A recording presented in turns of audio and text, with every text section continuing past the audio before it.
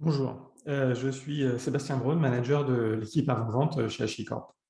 Je vais vous parler aujourd'hui de Zero Trust Security. Mais avant toute chose, j'aimerais vous parler un tout petit peu de HashiCorp pour ceux qui ne connaissent pas cette société. C'est une société dont l'ADN consiste à aider les entreprises à livrer des applications plus rapidement. La clé est bien sûr l'automatisation. Et aujourd'hui, je vais vous présenter ce que nous observons comme challenge IT qui souvent sont des freins à cette accélération. On a plusieurs projets open source, certains nous connaissent, qui vont aider justement dans cette stratégie de Zero Trust. En particulier, trois d'entre eux, plus spécifiquement Vault, Consul et Boundary, apportent des solutions innovantes à ces problématiques et vont permettre d'implémenter cette stratégie Zero Trust. Il faut savoir que les data centers d'hier étaient beaucoup plus faciles à sécuriser. Pourquoi? Parce qu'il y avait un périmètre qui était bien défini, il y avait des murs, il y avait surtout donc un périmètre firewall et à l'intérieur duquel le réseau était de confiance. Et à l'époque, toutes les applications qui s'exécutaient à l'intérieur de ce data center se faisaient automatiquement confiance. Aujourd'hui, les choses changent et les data centers évoluent. Les data centers deviennent hybrides. Ils sont à base de cloud, de on-prem, c'est un mélange. Et donc, c'est surtout beaucoup plus dynamique. Une partie peut-être de vos applications va peut-être migrer dans ces environnements où les adresses IP changent, l'infrastructure est mutualisée. La question de la sécurité se pose du coup sous un nouveau jour. Il y a une notion de sécurité multicloud qui désormais se décompose en quatre principales primitives. Quelles sont-elles? Principalement des primitives qui consistent à autoriser et accréditer aussi bien les machines que les utilisateurs. On parle donc de Zero Trust, on ne fait confiance à personne. C'est vraiment important de comprendre en fait que dans cette nouvelle architecture hybride, il faut tout vérifier. Alors, commençons par évoquer la question de l'autorisation des machines elles-mêmes. Je crois que c'était le 28 avril 2015, il y a à peu près 6 ans et demi, est né ce concept Vault, qui est un concept clé où toutes les opérations sur le coffre doivent suivre le même workflow, en commençant par être authentifiées. C'est une couche fondatrice de la sécurité basée sur l'identité que Vault va mettre en place. Et pour ça, Vault va délivrer un jeton qui est valable pendant une durée limitée, qui va donner accès à une partie restreinte du coffre qui, du coup, contient les informations nécessaires au bon fonctionnement de l'application de la personne qui doit, du coup, faire son travail. Un peu à l'image d'une clé d'hôtel que vous obtenez quand vous avez présenté votre passeport et que vous avez présenté votre carte bancaire, vous obtenez donc cette fameuse carte plastique qui va vous donner accès à votre chambre pendant un temps limité et au-delà duquel vous ne pourrez plus accéder ni au coffre ni à votre chambre. C'est un petit peu ça l'image qu'il faut garder en tête, celui du token jetable et qui est fondateur de cette notion de Zero Trust pour Vault. En 6 ans, avec cette stratégie Zero Trust, Vault est devenu un standard avec plus de 15 millions de downloads annuels et plus de 70% des grandes banques mondiales qui l'utilisent, y compris les 3 grandes banques françaises qui l'utilisent depuis déjà quelques temps. Les cas d'usage de Vault sont assez nombreux. Je souhaiterais juste m'arrêter sur 2 d'entre eux. Le principal, bien sûr, vous connaissez sans doute, c'est la notion de gestion de secret, mais ce n'est pas ce que Vault fait seulement. Il est capable aussi de vous accompagner sur l'aspect chiffrement et sur l'aspect protection des données pour pouvoir être conforme à la RGPD, donc aussi des cas d'usage importants de nos jours.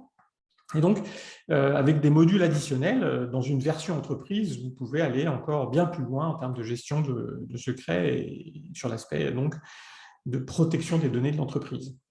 Si Vault a autant de succès, c'est aussi parce qu'il permet de construire une stratégie identique, quel que soit l'environnement cloud, que ce soit dans vos data centers ou dans des data centers publics, tout en exploitant les fonctionnalités déjà présentes dans ces environnements. Je vous donne un exemple.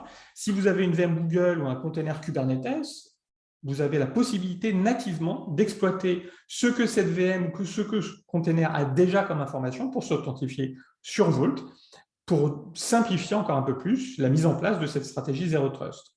C'est vraiment pragmatique et c'est grâce à ce pragmatisme que cette stratégie devient réalisable concrètement dans vos data centers et partout où vous allez déployer vos applications. Pour finir, HashiCorp propose aussi depuis quelques temps un service managé autour de Vault. Ça vous permet en quelques clics de finalement déployer un cluster en quelques minutes et de pouvoir le consommer sans pour autant avoir à le maintenir en production ni avoir à le mettre à jour. Et donc, ça simplifie encore un peu plus cette stratégie de Zero Trust. Voilà, ça c'était le premier chapitre en fait sur l'aspect autorisation des machines et accès à ses secrets. Le second pilier qui est important aujourd'hui dans la stratégie Zero Trust qu'on va aborder ensemble, c'est un pilier qui consiste à évoquer la problématique de communication inter-application. Parce que là aussi, il faut être super vigilant. Il ne faut pas autoriser tout sans contrôle comme on a pu le faire dans les data centers classiques, qui étaient avec un périmètre bien défini. Et c'est là justement que Consul va jouer un rôle essentiel dans ce contrôle automatique très fin que vous allez pouvoir mettre en place grâce à cet outil. C'est ce qu'on appelle en jargon technique le service mesh, qui est au centre vraiment des débats aujourd'hui. Mais Consul ne s'arrête pas là. C'est aussi, ce que vous voyez sur la partie gauche du slide, un catalogue de services qui se charge dans le même temps de surveiller l'état de santé de ces services pour avoir un catalogue qui est tout le temps à jour et qui va répondre en fait aux demandeurs avec toujours des informations qui sont conformes à l'état de santé. Et bien sûr, le catalogue pourra lui aussi être exploité par les environnements plus classiques de load balancer ou de firewall pour être mis à jour automatiquement en fait, pour y gagner énormément en agilité tout en augmentant votre posture de sécurité. Donc Consul va vous accompagner sur ces trois axes en fait. On va juste détailler peut-être un tout petit peu plus l'axe service mesh. Comment ça marche, le service mesh? Ça marche tout simplement en déployant automatiquement ces proxys que vous voyez au centre du slide ici, qui sont des proxys, en l'occurrence Envoy, qui vont être responsables de la communication interservice. Tout passe par eux, et c'est grâce à une authentification forte, grâce à des certificats TLS, que cette communication est fortement sécurisée. C'est tout l'intérêt de mettre en place cette stratégie de service mesh, c'est justement pour être capable automatiquement et une fois pour toutes de définir la politique de communication interservice et de contrôler toute cette communication à travers tous vos services. Assez facilement finalement, parce qu'une fois que vous avez déployé ces proxys, c'est eux qui s'occupent finalement automatiquement de mettre en relation, ou pas d'ailleurs, un service par rapport à un autre. Quel que soit, comme vous voyez, le cloud environnement, que ce soit Google, Azure ou AWS. Consul, c'est aussi un service registré.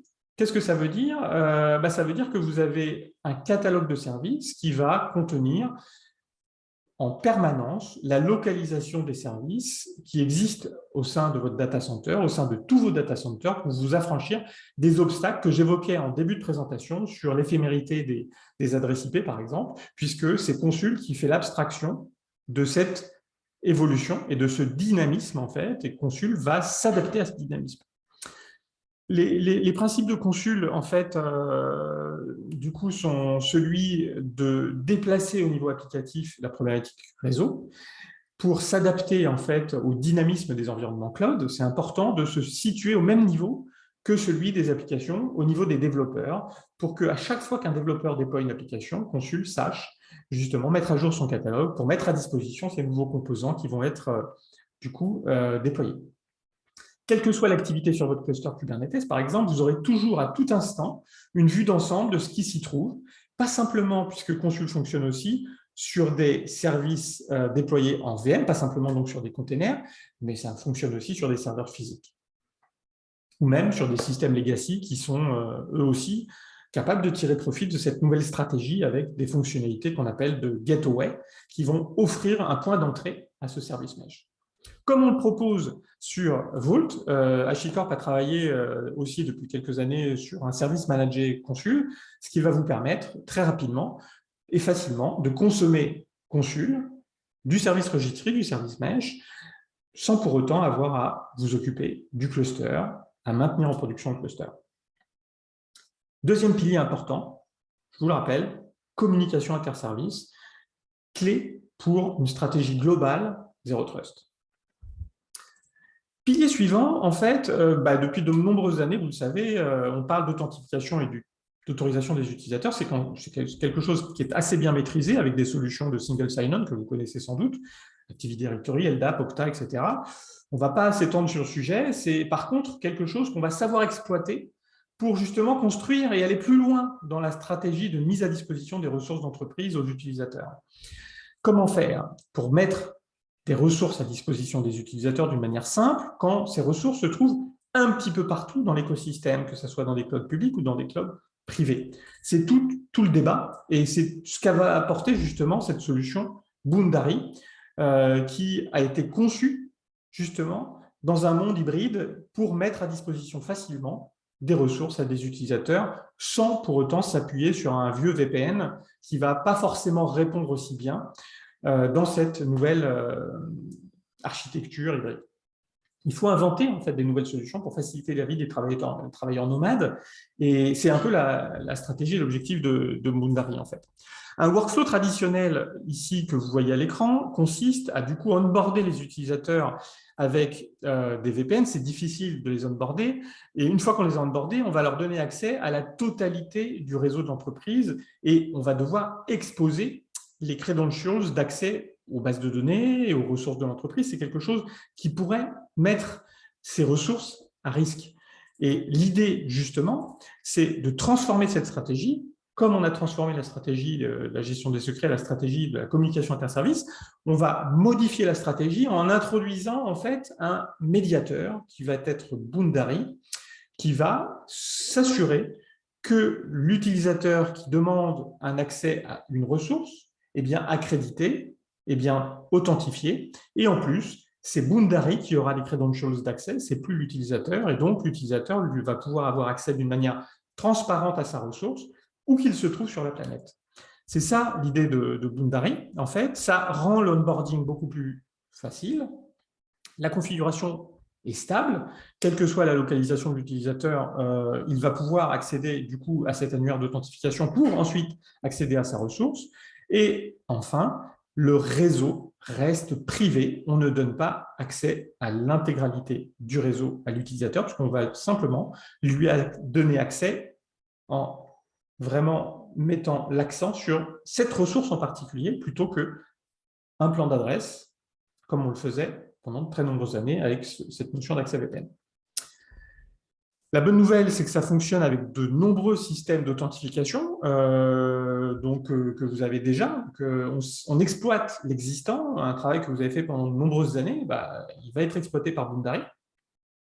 Et Boundary est capable, dès à présent, dans cette version actuelle, de donner accès à de nombreuses ressources, que ce soit des bases de données, des serveurs, que ce soit des services cloud, etc. Mais on en est au début, d'ailleurs, de Boundary. Boundary est toujours, finalement, aujourd'hui, en version open source. Contrairement à Consul et Vault, on n'a pas encore d'offres commerciales construites autour de Boundary. Ça arrivera sans doute dans quelques temps. Je ne vous l'ai pas dit, c'est vrai que sur Vault et Consul, on a énormément de services ajoutés, de supports qui vont accompagner les entreprises qui veulent passer à l'échelle sur ces solutions. Ça sera sans doute le cas dans quelques temps sur Boundary. On arrive à la conclusion de cette présentation sur Zero Trust. J'espère que ça vous a éclairé un petit peu sur cette stratégie. Je vous quitte en vous laissant des concepts clés sur cette stratégie Zero Trust. Les concepts sont les suivants. Cette notion donc de protection des secrets et d'autorisation des machines avec Vault.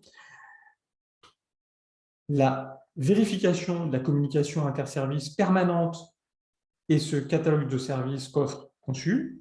Et une nouvelle stratégie d'accès distant avec Boundary qui met à disposition la totalité des ressources de l'entreprise d'une manière totalement sécurisée à travers votre système de single sign-on. Je vous remercie et on se dit à très bientôt, je l'espère. À bientôt.